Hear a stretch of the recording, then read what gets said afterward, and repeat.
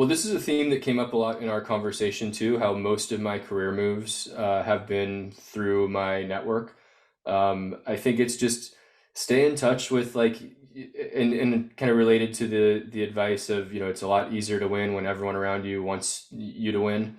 You should always just be building your network, and the more jobs you have and different people you get the opportunity to work with, I think it's an opportunity to have more and more people who support your career. So I guess it's keeping your network close, and keeping those channels of communication open, because I'd say I'm lucky to have a really good network.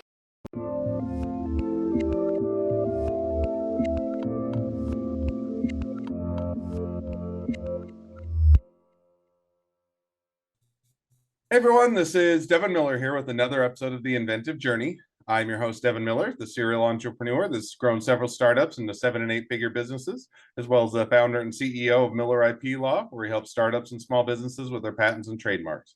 You ever need help with yours, just go to strategymeeting.com, grab some time with us to chat, and we're always here to help. Now, today we've got another great guest on the podcast, Casey Saran. And Casey started out his journey, went to high school in the East Bay of California, was a pretty ordinary student, went to junior college and played in a lot of bands, then transferred to UC Berkeley and graduated. Didn't know what he wanted to do out of college, but he met a co-founder of a startup and started working there for Weather Underground. And then also got into working on ad networks and ad optimization. Went to Google and went to do a startup that was acquired by Google, and then went to another startup and another startup before starting his own business, which is what he's doing today. So with that much as an introduction, welcome on the podcast, Casey. Yeah, hey Devin, thanks for having me. Hey, excited to have you on and looking forward to a great discussion. So I just gave a quick run through to a much longer journey. So why don't we rewind and unpack a bit and tell us a little bit about how your journey got started coming out of high school?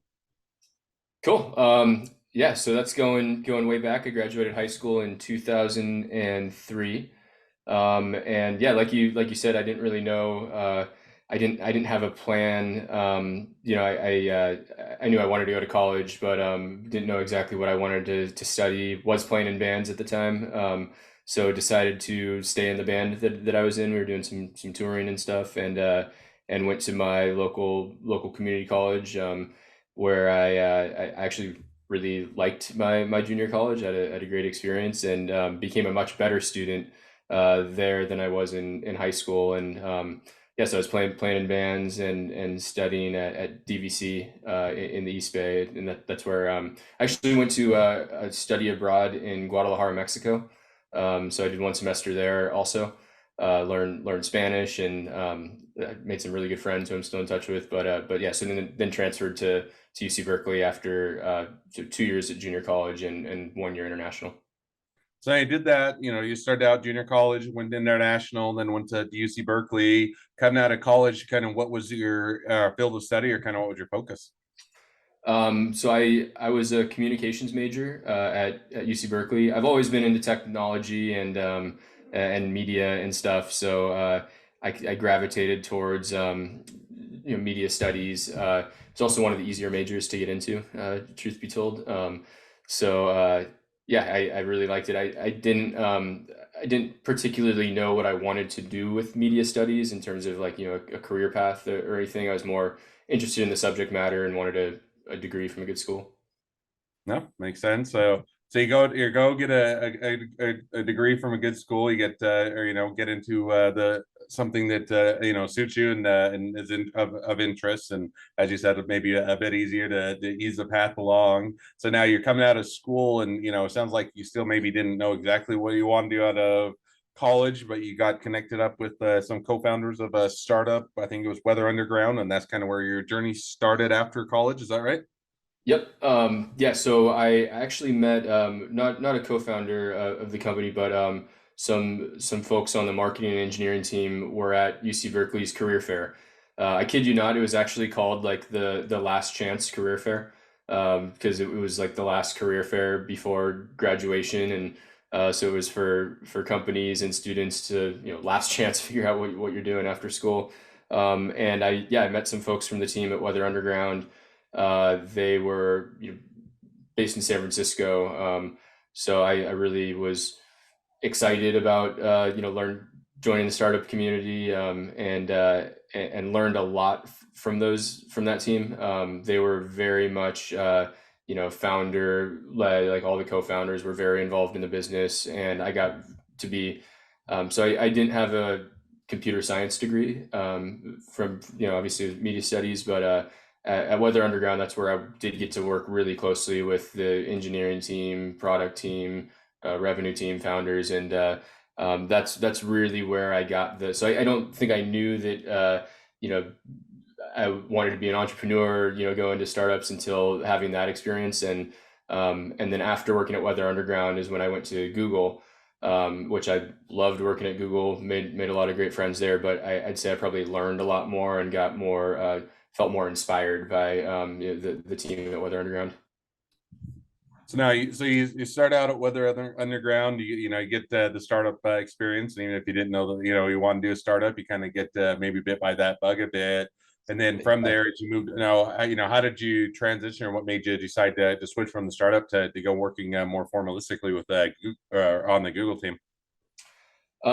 Yeah, I mean, having an opportunity to work at Google was really exciting for me. I always heard things about I mean, and this was early or late 2000s. So a lot of none of my friends got free lunches from their companies, and a lot of things that have become more normal now in terms of employee perks were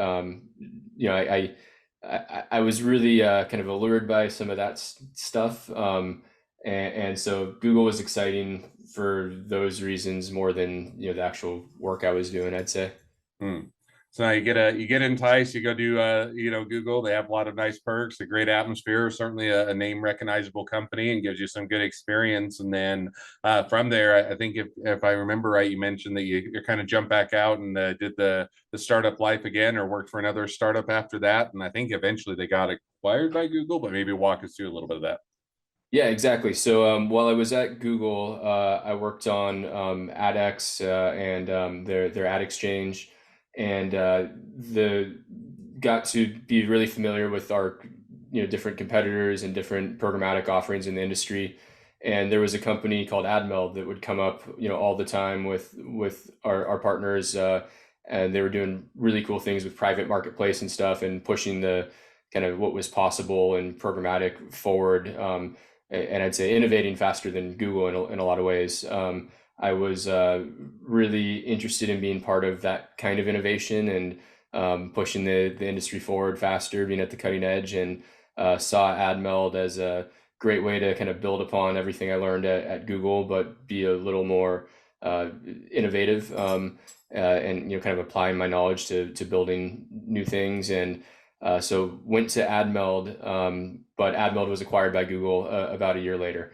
So it was funny. I was the only one.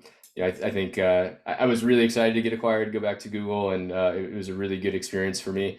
But at the same time, I think I had just found this. I really loved AdMeld, the team there. I'm still really close to actually our chief customer officer at Spaceback. I first worked with him at AdMeld. So that team has stayed really, really close. But I think I was the one who had experience working at Google, who had just come from Google. So I kind of knew when after that acquisition that I was going to be joining another startup at some point. So I went from so after AdMeld acquired Google, I went to a company called iSocket, and that's actually where I met my co-founder. And that company was acquired by Rubicon Project in 2014. So yeah, so kind Just of. out of curiosity, so you go out, you get or go from Google, go to the startup that gets acquired back to Google, and so did you go work for Google for a period of time, or did you say nope, I'm bought into the startup lifestyle, I'm going to go look for the next opportunity, or kind of what was that transition, or how did you find what you're going to do next after the startup you're working for got acquired by Google? It was hard because the startup I worked for that got acquired by Google, I loved so much. I think I knew I wanted to find something else like that, but it wasn't like I was just ready to leave Google for any startup. Really had to find the right thing. So I was not Post acquisition, I was not anxious to leave Google. I didn't have any. Hmm. I actually, really liked working at Google the first time, so I would consider myself lucky to have a chance to work there again. So I wasn't anxious to leave, but I was mindful of, always staying alert of what's interesting out there. And when I heard about iSocket, I was really kind of felt like I was uh, hearing about AdMeld for the first. Or it was like I couldn't stop thinking about the company and what they were doing. And after a week or so of that, got in touch with the team and eventually joined. But I was at Google for I think almost a year post acquisition before leaving. Now, how did you just or kind of to fill that in? How did you hear about iSocket, or kind of how did you get introduced to them? That introduced to the next startup you're going to. Yeah, I know the founder was doing a lot of like content creation and stuff that I was following. I don't remember exactly what the first touch point was, but I think it was through my network at AdMeld, where like a lot of people who were went through the acquisition were kind of considering how long they wanted to stay at Google and what else they wanted to do. A lot of people like, you know, from that team were like me, were they're very entrepreneurial. So I think it was through that network talking about what's neat out there, and I think everyone was um, interested in what iSocket was doing. So it was yeah, it's probably more like word of mouth, and I'd say and advice to anyone who's listening to. I think that's really the best way of making, like, or at least for me, finding exciting things that people I trust are also excited about, have been how I've navigated a lot of these big career changes. Hmm. So now, so you go out, you make that lead back to the startup. You kind of you're come acquainted with them, and led to the meeting the person that would eventually be your co-founder for your startup. But how long were you? How long were you there, and kind of where did that transition to? Yeah, I was at iSocket for until we were acquired by Rubicon Project. So I think that was about um, I at least 3 years, 3 or 4 years. Hmm. Actually, that's where our CTO at Spaceback was also on the team at iSocket. So most of my leadership team are people I've worked with in the past through other startups and Google and stuff. But yeah, so we were um, I think it was 2014 yeah, 2014 that we were acquired by Rubicon Project. Okay, so now you get there, you get acquired by Rubicon Project. Say, hey, I'm sold on the startup lifestyle, and you had some maybe relationships with some of the other people there. And how did you kind of figure out from or after that acquisition, kind of where you were going to go next, or what the next phase was?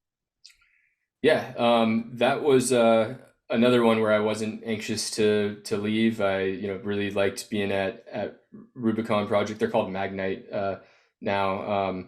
So, but kind of same thing where I was always plugged into the industry and kind of look mindful of what other exciting opportunities could be out there. I heard about YieldMo because actually my boss at AdMeld worked there. So again, through the AdMeld network is how I learned about YieldMo, and they were doing some really cool ad formats in programmatic. A lot of programmatic was the same old ads. Anywhere where YieldMo was developing new ad formats using the like text plus image protocol to do different types of native ads. So I thought that stuff was really cool, and joined YieldMo to run programmatic over there. Cool. No, sounds like it was a good opportunity, and could be kind of on the next phase now. Amongst all of that, 'cause, that led to where you're at currently today with your co-founders and the current business and the startup you're working on. But kind of walk us through, how did you reconnect with those individuals, or did you keep in contact, or they follow you, or you followed them, or somebody had a great idea and you all reached out and connected together? Or kind of walk us through how you reconnected and got going on the current business. Yeah, we actually the like all have always stayed in touch with these folks. Am I allowed to swear on here or Yeah, we keep it taste? family friendly. I always say that we Okay, have. I always want my kids to be able to listen to the podcast, and they're young enough that it's family friendly. gotcha. Well, we have a Slack channel that's called Sell Some uh, Stuff. That was actually started by our CFO at iSocket a long time ago. Hmm. Um, and that Slack channel, after the acquisition, was turned, from a business account into a personal account. So that whole team has stayed on Slack messages. But me and Joe, specifically my co-founder, we'd always been in touch. But when I was at YieldMo, he did a project for our team, some as a contractor, and he did such an amazing job with it, and we worked so well together, really really quickly, got something done that we were kind of unable to do internally at YieldMo. And that was kind of the reminder for me after that project of how enjoyable it was, how good of work we did, how impactful it was, how quick, that I knew that Joe and I had to do something together.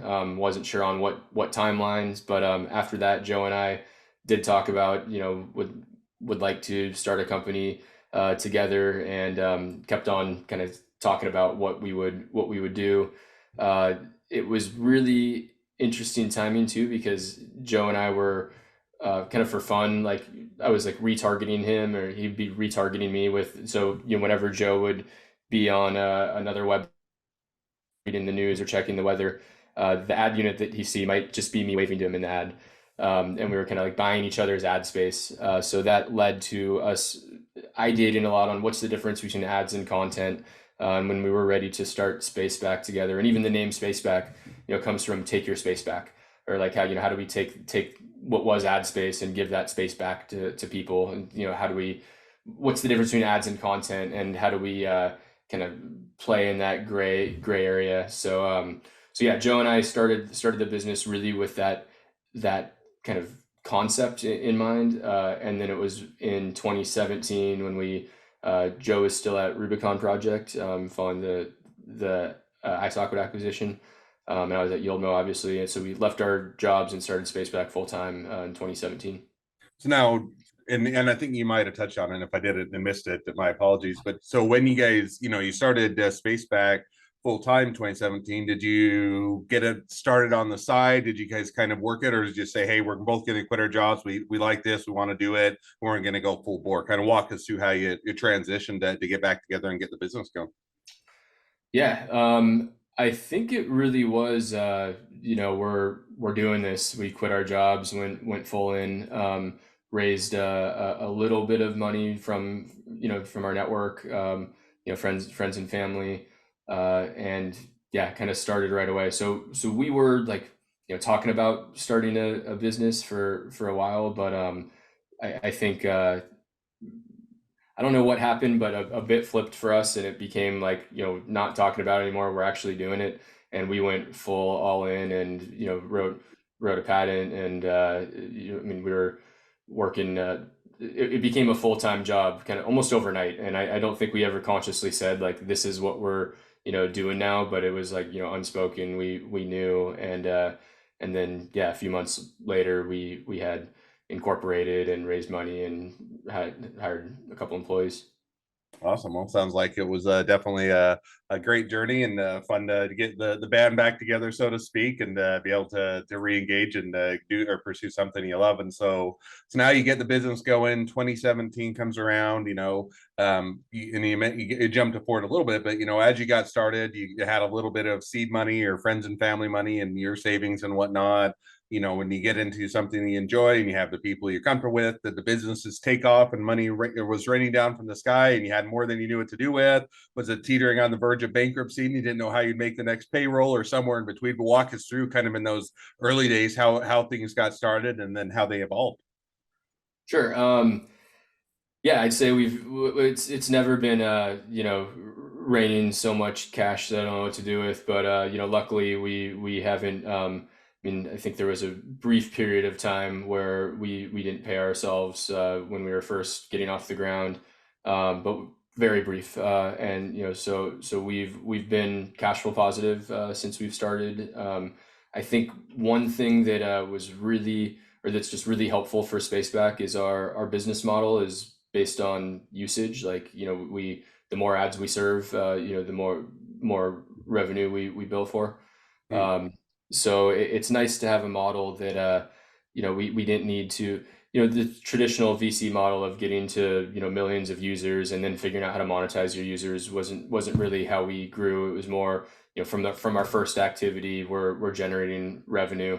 So we obviously kind of, the better we're doing, the more we can, hire and reinvest in the business and, give people really good, bonuses and, take care of our team, and stuff. So yeah, obviously it's great when things are going really well, but yeah, we've never been in a position where we've never had any layoffs or anything like that.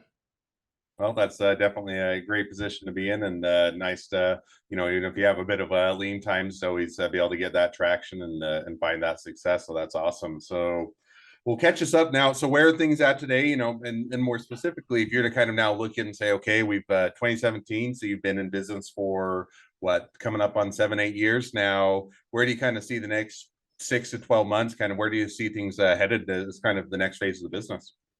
Yeah, well, super exciting timing for us. In September, we just announced our CTV platform.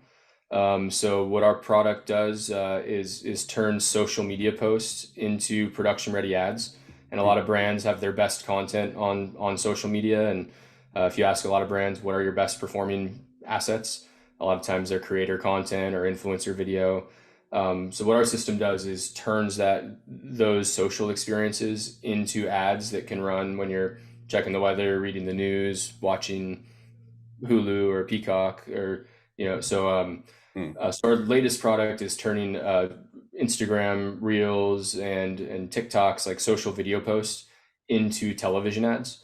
And it's such an exciting emerging category right now, that's the next 6-12 months for us is really continuing to bring this CTV product to market, educating brands and agencies and media buying teams how they can leverage social media content to drive performance in all these other channels.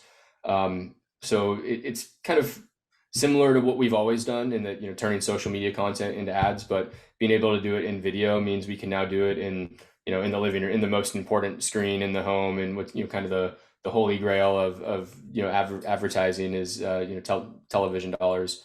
So as more of those are becoming digital, we see that as a massive opportunity for us. Oh, that's awesome. Sounds like a great direction ahead, and some great opportunities yet to come. So, well, now with that, now as we've kind of reached the present day of the journey, and even looking a bit into the future of where things are headed, great time to transition to the two questions I always like to ask towards the end of each episode. So we're going to jump to those now. So the first question I always like to ask is, along your journey, what was the worst business decision you ever made? What'd you learn from it?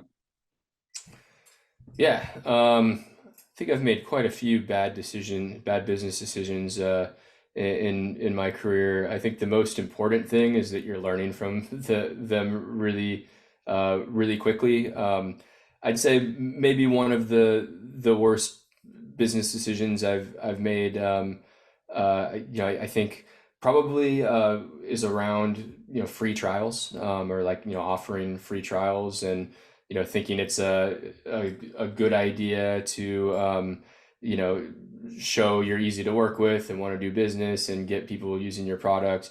I think I've found that a lot of times, and there can certainly be times that free trials have made sense, but I'd say it has been that I think uh, I have my worst mistake was probably being naive about offering free trials where cost wasn't the reason that things weren't aligned, and you try to make cost the thing that maybe people can get excited about or are proud to talk about the deal. But if you're not working together for the right reasons, free trial is not going to become the right reason. So I'd say that's one of the things. I'd also just mention, I mean, not necessarily a mistake that I made, but just something that really going through the experience of leaving Google and then coming back a year later through acquisition. I was just really glad that I didn't burn any bridges there, and and there were probably some things that I, wanted to, kind of, you know, keep your cool with, just your relationships and your network, because you never know what's going to happen, and you never know who was a competitor yesterday, who's going to be a coworker to tomorrow, and the yeah, relationships with people and companies and stuff can change, and it's a lot easier to win when everyone around you wants you to win, Mm. and like wants to see you win.